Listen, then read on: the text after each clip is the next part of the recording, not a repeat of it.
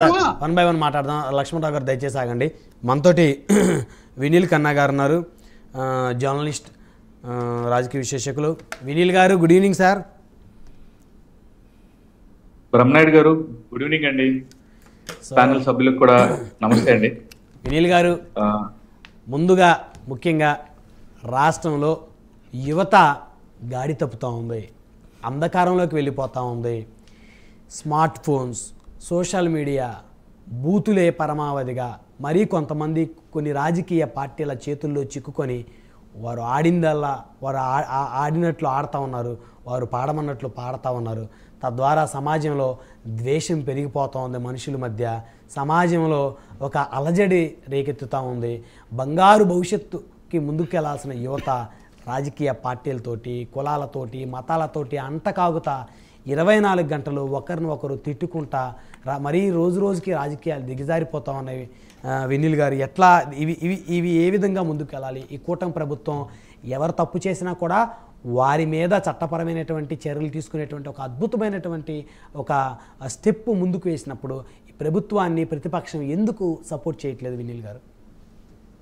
బ్రహ్మనాయుడు గారు, కూటమి ప్రభుత్వం, ముఖ్యమంత్రి సీఎం గారు చంద్రబాబు గారు ఏ పార్టీ అయినా సరే ఉపేక్షించేది లేదు. ఎవరైనా సరే అసభ్యకరంగా కానీ ఒకరి వ్యక్తిత్వాన్ని, వ్యక్తిగత జీవితాన్ని హననం చేసే విధంగా ఎవరు మాట్లాడినా సరే కేసులు పెట్టండి, అరెస్ట్ చేయండి అని చెప్పి ఆయన చెప్పటం, అది చాలా యాక్సెప్ట్ చేయాలి అందరూ కూడా. అయితే దాన్ని ఇంప్లిమెంట్ చేయడానికి కొంత టైం పట్టవచ్చు. దానికి ఒక చట్టం తీసుకురావాలా, లేకపోతే దానికి ఉన్న చట్టాలని సవరించటమా, ఆ విధి విధానాలన్నింటిని కూడా తీసుకురావడం కొంత టైం పడుతుంది. ఇప్పుడు వైసీపీ వాళ్ళని అరెస్ట్ చేస్తున్నారు, టీడీపీ వాళ్ళని లేకపోతే జనసేన వాళ్ళని అరెస్ట్ చేయట్లేదని చెప్పేసి లక్ష్మణరావు గారు కానీ కొంతమంది అంటున్నారు. ఇదే వైసీపీలో ఉన్నటువంటి వర్రా రవీందర్ రెడ్డి నేను ఒక పోస్ట్ పెడితే నా ఇంటికి వచ్చి నన్ను చంపేస్తానని చెప్పేసి నాకు ఫోన్ చేసి బెదిరించాడు. అవునా? అవును. ఎప్పుడు సార్? మీరు కేసు ఎందుకు పెట్టలేదు సార్? మీరు ఒక జర్నలిస్ట్ ఫోన్ చేసి బెదిరించాడు. అదే రకంగా ఆ చిలకలూరుపేట సుధారాణి ఆవిడ ఉంది కదా, ఆవిడ విషయంలో కూడా ఒక్కసారి ఇట్లాగే దళితుల్ని కించపరుస్తా మాట్లాడతాయి. నేను క్వశ్చన్ చేసినందుకు నన్ను ఎంతో మందికి నా నెంబర్ ఫార్వర్డ్ చేసి, కొంతమందికి నాకు తెలిసిన వాళ్ళు ఉంటే ఫార్వర్డ్ చేసి నన్ను బెదిరించడం, చంపేస్తాం, ఎక్కడ ఉన్నారా అది ఇదని చెప్పేసి రకరకాలుగా. ఇంకా వర్రా రవీందర్ రెడ్డి అయితే అంటే ఇక్కడ ఈ వైసీపీ సోషల్ మీడియాలో కూడా శృతి మించి మాట్లాడకూడని విధంగా మాట్లాడిన వారినే అరెస్ట్ చేశారు కానీ, కేసులు పెట్టారు కానీ ఉన్న ప్రతి ఒక్కరి మీద కాదు.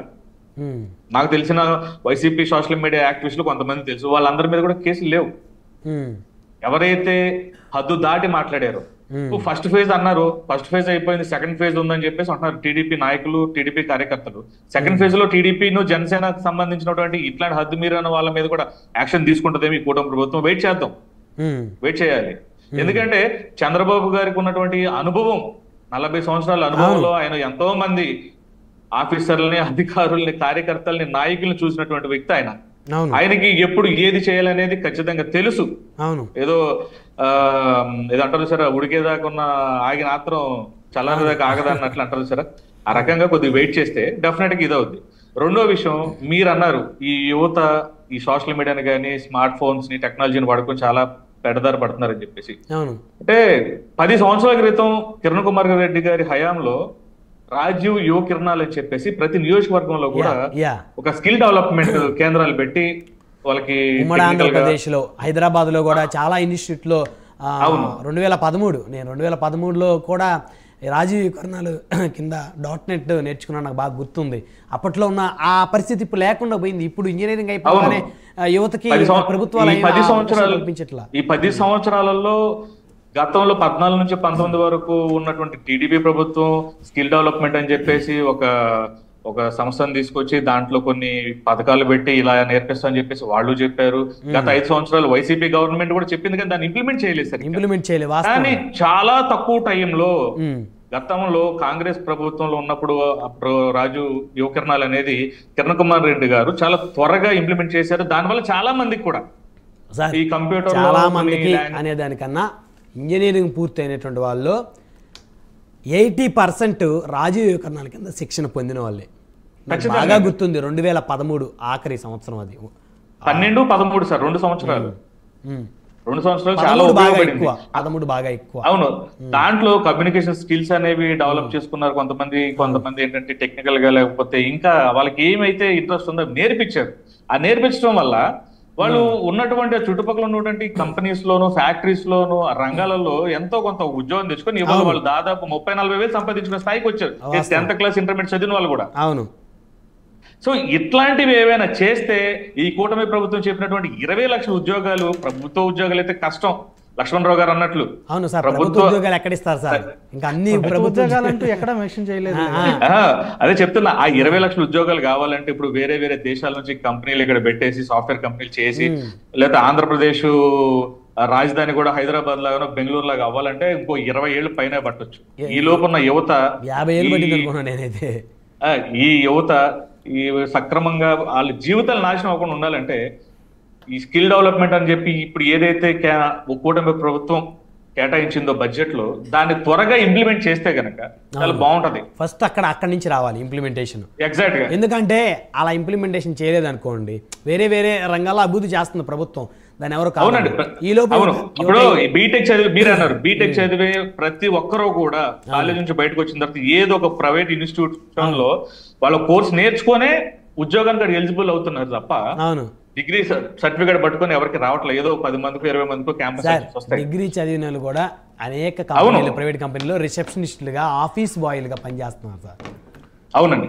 సో గవర్నమెంట్ డిగ్రీ చదివి బయటకు వచ్చిన ప్రతి ఒక్కరికి స్కిల్ డెవలప్మెంట్ లేకపోతే ఇట్లాంటివి ఏదైనా పెట్టి అక్కడ కోచింగ్ సెంటర్స్ లో నేర్పిస్తే తప్పుదో పడటానికి, లేకపోతే దొంగలు గానో, రౌడీలు గానో, గంజాయిలకి, ఇట్లాంటి వ్యసనాలకి అలవాటు పడుకోకుండా ఉండడానికి చాలా అవకాశం ఉంటుంది. చదువుకొని ఉద్యోగాలు లేక, సరైన ఇది లేక చాలా మంది తప్పుదో పడడానికి అవకాశాలు ఉంటున్నాయి. ఇంకొకటి, ఈ రాజకీయానికి సంబంధించినటువంటి పోస్టులు లేకపోతే ఈ డిబేట్లకు సంబంధించి ఎవరైతే చదువుకుంటున్నారో, ఎవరైతే ఉద్యోగం చేసుకునే వాళ్ళు, ప్రైవేట్ ఎంప్లాయీస్ కూడా, ప్రైవేట్ ఉద్యోగాల్లో కూడా సెక్యూరిటీ గార్డ్ ఉద్యోగంతో సహా సోషల్ మీడియా ఎట్లా పోలీస్ స్టేషన్ లో ఎట్లయితే వెరిఫికేషన్ ఉంటుందో, ఈ సోషల్ మీడియాలో అసలు నీ క్యారెక్టర్ ఏంటి అనేది కూడా ఒక సర్టిఫికేట్ అనేది తీసుకొని ఉద్యోగాలకి, అది స్కూల్స్ కాలేజెస్ లో కూడా ఇంప్లిమెంట్ చేస్తే డెఫినెట్ గా మార్పు అనేది వస్తుంది. మన వ్యక్తిత్వం ఎలాంటిది, మన మైండ్ సెట్ ఎలాంటిది, క్రిమినల్ మైండ్ సెట్ తో ఆలోచిస్తున్నాడా ఈ వ్యక్తి, లేకపోతే సమాజానికి ఏమైనా మంచి చేయాలన్నటువంటి భావజాలంతో ఉన్నాడా, ఈ మనిషి భాష ఎలా ఉంది, ఈ మనిషి ప్రవర్తన ఎలా ఉంది, ఈ మనిషి మాట్లాడేటువంటి మాటల్లో ఫెయిర్నెస్ ఎంత ఉంది, ఇవన్నీ కూడా చర్చలు జరగాలండి. చర్చలు జరగాలి. సోషల్ మీడియా సార్, ఇవాళ సోషల్ మీడియా అకౌంట్స్ ఉన్న వాళ్ళని చూస్తే వాళ్ళ క్యారెక్టర్ ఏంటనేది ఈజీగా తెలిసిపోతుంది సార్. ఎందుకంటే వాడు ఆలోచన ఏంటనేది, వాడు ఎలా ఆలోచిస్తాడు, వాడికి ఏమి ఇష్టము, ఏమి ద్వేషం అనేది ఇవాళ ఎవరితోనూ చెప్పుకోకపోయినా ఆ సోషల్ మీడియాలో వ్యక్తపరచుకునే అవకాశం ఉంది. తిట్టాలన్నా, ఎవరన్నా ప్రేమించాలన్నా, ఇష్టపడాలన్నా, ద్వేషం అయినా ఏదైనా అక్కడ చూపించేసుకుంటారు. సో అక్కడ ఆ ఫిల్టరైజేషన్ కూడా జరిగితే స్కూల్స్, కాలేజెస్, లేకపోతే ఈ ఉద్యోగాల్లో కూడా జరిగితే కనుక డెఫినెట్ గా దీన్ని కొంతవరకు అయితే కట్టడి చేయడానికి అవకాశం ఉంది. ఇది పెద్ద విషయమేమి కాదు గవర్నమెంట్ చేయాలంటే, చాలా తక్కువ టైంలో కూడా ఇంప్లిమెంట్ చేయొచ్చు. ఇప్పుడు నేనేమంటున్నానంటే వినీల్ గారు, ప్రభుత్వం పార్టీలకు అతీతంగా చర్యలు తీసుకోవటంని ఎందుకు వైఎస్ఆర్సీపీ ఎందుకు సమర్థించలేకపోతుంది, ఎందుకు హర్షం వ్యక్తం చేయలేకపోతా ఉంది? ఇది కదా అందరూ కోరుకున్నది. పలాని పార్టీ ఆయన తప్పు చేశాడు, అయ్యో ఈయన టీడీపీ అయినా ఈయన మీద ఎఫ్ఐఆర్ పెట్టకూడదు, ఈయన జనసేన అయినా ఈయన ఏం చేయకూడదు, ఈయన బీజేపీ అయినా ఈయన కాపాడదామని ఎవరన్నా ఉన్నారా? ఈ రాష్ట్రంలో ముందు యువతని దారిలో పెట్టాలి, శాంతి భద్రతలు అదుపులోకి తీసుకొని రావాలి. ఈ యొక్క క్రిమినల్ చర్యలు, క్రిమినల్ భాష, ఈ జుగుప్సాకరమైనటువంటి చేష్టలు, భాషని కంట్రోల్ చేయాలని ప్రభుత్వం అంత చక్కగా పోలీస్ వ్యవస్థని అలర్ట్ చేసి ముందుకు వెళ్తా ఉంటే ఎందుకు ఇంకా అసంతృప్తి ఎందుకు ప్రతిపక్షానికి? నేను అదే అడుగుతూ ఉన్నాను. బ్రహ్మనాయుడు గారు, ఇందాక మీకు 2 విషయాలు చెప్పాను, 3వ విషయం కూడా చెప్తాను. ఎందుకు వైసీపీ యాక్సెప్ట్ చేయట్లేదు అనే దానికి కంటిన్యూషన్ మాట చెప్తాను. వైఎస్ షర్మిల గారిని గత సంవత్సరం ఇదే రోజుల్లో వైసీపీ సోషల్ మీడియా చాలా తీవ్రంగా తిడుతుంటే మన నందిగాం సురేష్ గారు కూడా ఒక ఫేస్బుక్ లో ఒక పోస్ట్ పెడితే నేను ఆయన మెన్షన్ చేసి, అన్న అవసరమా, వాళ్ళిద్దరు అన్నా చెల్లెళ్ళు రేపు ఒకటి అవుతారు, మీరు ఎందుకు పగవాలి, అవసరమా మీరు అట్లా తిట్టడం అని చెప్పి పెడితే నందిగాం సురేష్ గారి టీం వచ్చి అసలు విచ్చలవిడిగా బూతులు తిట్టి నాకు తెలిసిన ఇంకొక ఫ్రెండ్ అని కూడా భయంకరంగా బూతులు తిట్టి నైట్కి నైట్ అతను ఉద్యోగాలు ఇప్పిస్తాడని చెప్పేసి డబ్బులు తీసుకుని చెప్పి ఒక దొంగ కేసు పెట్టి తుళ్ళూరు పోలీస్ స్టేషన్ లో వాళ్ళ ఊరు వచ్చేసి 10 మంది కుర్రాళ్ళు వచ్చి దొరికితే చంపేద్దాం అని చెప్పేసి కాసు కూర్చున్నారు. ఎవరి మీద? నాకు తెలిసిన ఒక సోషల్ మీడియా, ఓకే, అతను కూడా వైసీపీ ఫాలోవరే. మళ్ళీ ఓకే ఓకే షర్మిలా గారిని తిట్టొద్దు అన్నందుకు ఇంటికి పంపించారు నందిగం సురేష్ గారు. అతను ఆ ఊర్లో లేడు, పండగ అని చెప్పేసి అత్తగారి ఇంటికి వెళ్ళడం వల్ల బతికిపోయాడు. ఒక కానిస్టేబుల్, హెడ్ కానిస్టేబుల్ పంపించి ఒక 10 మంది రౌడీలు పంపించి ఇంటి మీదకి తెల్లవారుజామున 3 దగ్గర నుంచి. అంటే ఇప్పుడు అధికార పార్టీలో ఉన్నప్పుడు, వైసీపీ అధికారంలో ఉన్నప్పుడు ఇదే టీడీపీ వాళ్ళు వైసీపీని లేకపోతే జగన్మోహన్ రెడ్డి గారిని క్వశ్చన్ చేస్తున్నందుకు ఎలాగైతే అరెస్ట్ చేశారో ఈ రోజు అలాగే అరెస్ట్ చేస్తున్నారు. ఒప్పుకోవాలి, అరెస్ట్ చేస్తా ఉన్నారు కదా, కొద్ది టైం పడుతుంది, అరెస్ట్ చేస్తారు. ఇప్పుడే కదా 4 నెలలు 5 నెలలు 5వ నెలే ప్రభుత్వం ఏర్పడి. చూద్దాం ఇంకొక సంవత్సరం విధానాలు ఇద్దరు ఒకటా లేకపోతే లేదు చంద్రబాబు గారు చెప్పినట్లు ఆయన కూడా కఠినమైన చర్యలు తీసుకుంటారు లేదని చూడాలి. లక్ష్మణరావు గారికి ఎందుకు మరి అంత అసంతృప్తి? ఉంటారులేండి, పార్టీలో ఉంటారు కాబట్టి వాళ్ళ కార్యకర్తలను అరెస్ట్ చేస్తున్నారు. ఎందుకు ఊరికి అయితే అరెస్ట్ చేయట్లేదు కదా, ఆయన ఎవరినో చేయలేదు, ఈయన మీద ఎఫ్ఐఆర్ పెట్టారు, ఈయన తీసుకురాలేదు. ఇప్పుడు మహాసేన్ రాయేష్ ఉన్నాడండి. అంటే గత ప్రభుత్వం నా మీద 30 కేసులు పెట్టింది జగన్మోహన్ రెడ్డి గారు అని చెప్పంటున్నారు. కానీ చంద్రబాబు గారు 2014 నుంచి 19లో కూడా కేసులు నమోదైనాయండి మహాసేన్ రాజేష్ కి. ఇదే మహాసేన్ రాజేష్ అని చెప్పుకునే అతనికే రాజమండ్రి కోరుకొండ పోలీస్ స్టేషన్ లో 2 కేసులు ముక్కైంది అతని మీద.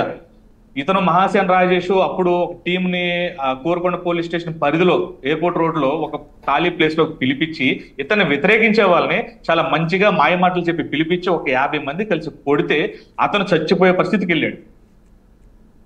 అమలాపురానికి చెందినటువంటి ఒక చిన్న మెల్లమని చెప్పి అతను, అది కోర్టులో కేసు నడుస్తుంది.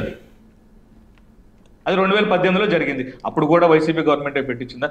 అతను హ్యాబిచువల్ అసలు మహాసేన్ రాజేష్ అనే అతనికి ఏంటంటే అతను 2006, 2004 టైంలో కూడా అతని మీద సామర్లకోట, కాకినాడలో బోళ్ళని కేసులు ఉన్నాయి. నేను అసలు బీభత్సంగా తాగుతాను, నా పరిస్థితి ఇది, కానీ నేను మారిపోయాను, ఇప్పుడు అలా కాదు ఇలా కాదు అని చెప్పి ఏదో ఒక గొప్ప రాజకీయ నాయకుడిలాగా లేదా ఒక దళిత యాక్టివిస్ట్ లాగా మాట్లాడతాడు. అసలు అతనికి అర్హత లేదు అసలు. అతను ఏదో ఒక సంస్థ పెట్టి హిందువుల మీద పోరాడటం కోసం చెప్పి, క్రైస్తవుల కోసం నేను ఉన్నానని చెప్పి అతను వచ్చి హిందువుల్ని తిడతా, హిందూ దేవుళ్ళు తిడతా, బ్రాహ్మిన్స్ తిడతా ఇతను పబ్బం గడుపుకున్నాడు. ఇతను వ్యతిరేకించే వాళ్ళని అతను నోరెట్లా మూపిస్తాడంటే ఒక 10 మంది చేత ఫేక్ అకౌంట్స్ క్రియేట్ చేయించి వాళ్ళని టార్గెట్ చేయటం ఇతని పని. ఇతని ఉద్యమాలు, ఇతని యుద్ధాలు అన్ని కూడా సోషల్ మీడియాలో ఇలాగే ఉండేవి. నాకు ఇతను 2017 నుంచి తెలిసి ఇతను రోడ్ ఎక్కింది కానీ నేను దళిత నాయకుడు అని చెప్పింది కూడా 2017 నుంచే. ఓకే, కేవలం హిందువుల మీద తిరుగుబాటుతోనే అతను నాయకుడు అయ్యాడు. ఇవాళ నేను రాజకీయ నాయకుడిని. మొన్న ఒక అతను వీడియోలో ఒక మాట అంటాడండి, నా యూట్యూబ్ సబ్స్క్రైబర్స్ దాదాపు 9 లక్షల మంది ఉన్నారు, ఇందులో 90% మంది హిందువులే ఉన్నారు, మిగతా 10% ఆలీళ్ళు ఉన్నారని చెప్పి అంటున్నాడు. అంటే అతనికి ఎలా అవసరమైతే అలాగా, ఎలా అవసరమైతే అలాగా హిందువులు 90% మంది ఉంటారు. నేను అసలు దళితుల కోసమే నేను ఇప్పుడు నన్ను టీడీపీ పార్టీకి దూరం చేయాలని చేస్తున్నారు. టీడీపీ పార్టీకి నా మీద కేసు పెట్టి దూరం చేసేస్తే 1 కోటి మంది దళితులు, 10 లక్షల మంది దళితులు టీడీపీ పార్టీకి దూరం అయిపోతారని చెప్పేసి ఇవాళ ఈ మాట అంటున్నాడు. అవకాశవాది, పచ్చి అవకాశవాది. మహాసేన్ రాజేష్ మీద కేసు పెడితే రాజద్రోహం అంట. నిన్న వీడియోలో చెప్తున్నాడు, మీరు చూసారా లేదో, రాజేష్ మీద.